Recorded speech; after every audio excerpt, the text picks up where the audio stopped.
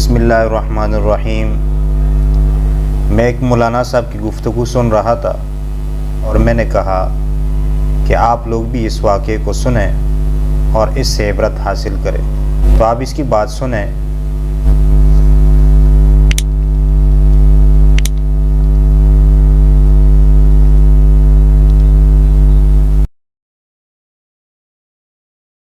میں ایک جگہ ایک پروگرام میں گیا تو ایک بچہ قرآن کی تلاوت کر رہا تھا، ہم لوگ بیٹھے فروٹ کھا رہے تھے، مولوی لوگ پیٹ کی خدمت کر رہے تھے۔ بچہ قرآن ایسے پڑھ رہا تھا، اس نے پاگل بنا دیا لوگوں کو۔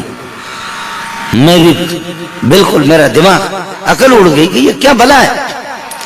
باہر جیسے نکلا میں نے کہا اس کی زیارت تو کر لوں، ہمیں پتہ ہوتا ہے کہ آدمی قرآن کس طرح۔ میرا گلا بیٹھ گیا، میں آپ کو قرآن سنا لیتا۔ ہوا یہ کہ باہر نکلا تو میں نے دیکھا کہ وہ مجھ سے بھی رنگ میں زیادہ کالا ہے۔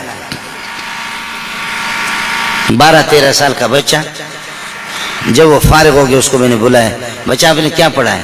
کہا کہ جی استاد جی میں نے حفظ بھی کیا اور سبع عشر قراتیں میں نے پڑھی۔ اب سبع عشر یہ جتنے بڑے بڑے مولوی ہیں یہ سبع عشر نہیں ہے، کوئی بھی نہیں، یہ 21 عشر 22 عشر ہے،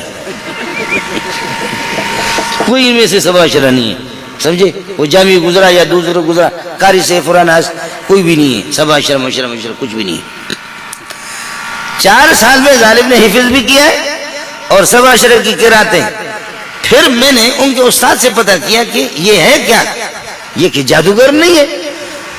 استاد جی نے کہا، ان کے استاد نے، استاد پٹھان تھا، انہوں نے کہا کہ مولوی صاحب بخدا اس بچے کو آج تک ہم سمجھ نہیں سکے کہ یہ جن ہے یا فرشتہ ہے یا انسان ہے، کیا اس کی ذکاوت ہے، کیا اس کی حروف کی ادائیگی ہے اور کیا اس کی آواز ہے۔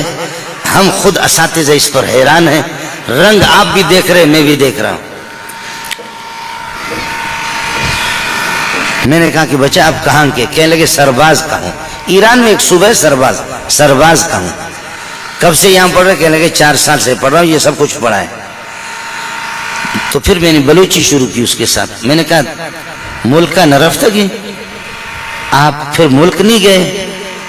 کہنے لگے استاد جی نشو تگوں نہ رفتگوں، فارسی اور بلوچی ہماری زبان ایک ہے۔ جی نہ رفتگوں، میں نہیں گیا۔ میں نے کہا کیوں نہیں گئے؟ خاموش۔ میں نے کہا کیوں نہیں گئے؟ خاموش۔ پھر میں نے کہا کیوں نہیں گئے؟ میری حماقت بھی دیکھو، اب اصل بیوقوف تو میں ہوں، سمجھ نہیں رہا ہوں، کیوں نہیں گئے؟ تو میں نے دیکھا اس کے آنسو آ رہے ہیں، اس سوال کا جواب ان کے پاس نہیں تھا۔ آخر کار مجبور ہو کر کے دیکھا کہ یہ مولوی الو سمجھتا نہیں ہے، کہنے لگے استاد جی کس کے پاس جاؤں؟ میرے ماں باپ نہیں، میں یتیم ہوں، میرے ماں باپ کی میں نے شکلیں نہیں دیکھی۔ اللہ کا دین ہے، اللہ کا دین ہے، خدا جس کو نوازے، جن کے بچے حافظ ہیں، جن کے بچے عالم ہیں، جن کے گھروں میں قرآن کی تلاوت ہوتی ہے، وہ خدا کا شکر ادا کرے۔ 10-15 افراد ایک گھر میں رہ رہے ہیں، اگر ایک میری بیٹی اور ایک میری بھتیجی اور ایک اللہ کا بھلا کریے کہ ایک میرا بھتیجا، آپ کا کوئی بچہ یاسین شریف کی اگر تلاوت کرے، یہ بہت بڑی بات ہے۔ اور اگر پورے گھر میں ٹیلی ویژن ہے، اسی گھر میں مزے کی بات یہ، اسی گھر میں اس کے تاکچے میں قرآن بھی رکھا ہے اور ادھر ٹیلی ویژن بھی رکھا ہے۔ وہ غیرت والی ذات ہے اور وہ غیرت والے ذات کا کلام ہے۔ وہ کہتے ہیں یا اس بے غیرت کو نکال یا مجھے نکال۔ تمہارے پورے خاندان کی نگاہیں اس پر لگی ہوئی ہے، لیکن مجھے تو مہینوں کے مہینے کوئی کھولتا دیکھتا بھی نہیں ہے، اور ان ننگی تصویروں کو ادھر دکھا بھی رہے ہو سب کچھ، یا مجھے نکالو یا اس کو نکالو۔ اب جن حضرات کے بچے اگر حافظ نہ ہو، کم از کم ناظرہ پڑھا ہے، آپ نے قرآن ناظرہ پڑھا، خدا کا شکر ادا کرو۔ جن کے گھر میں قرآن نہیں وہ ماتم کرے، یا حسینہ یا حسینہ، وہ ماتم کرے، اپنے منہ پہ تماچا رسید کرے کہ وہ کیا ہے جو یتیم کے سینے کو، یتیم پر اعتماد جس کا رہا اور جس نے یتیم کو حافظ قرآن قاری قرآن بنا دیا، وہ کون ہے کہ جس نے مجھے محروم کر دیا اس دولت کے ہوتے ہوئے۔ اصل عظیم دولت وہ قرآن پاک کی دولت ہے، اور قرآن سے بڑھ کر کے کائنات میں کوئی بڑا سرمایہ نہیں ہے۔ وَعَلَّمَكَ مَا لَمْ تَكُنْ تَعْلَمْ، ہم نے آپ کو وہ سکھایا قرآن کے ذریعے سے، وحی کے ذریعے سے، جن کا آپ کو علم نہیں تھا. وَكَانَ فَضْلُ اللَّهِ عَلَيْكَ عَظِيمًا.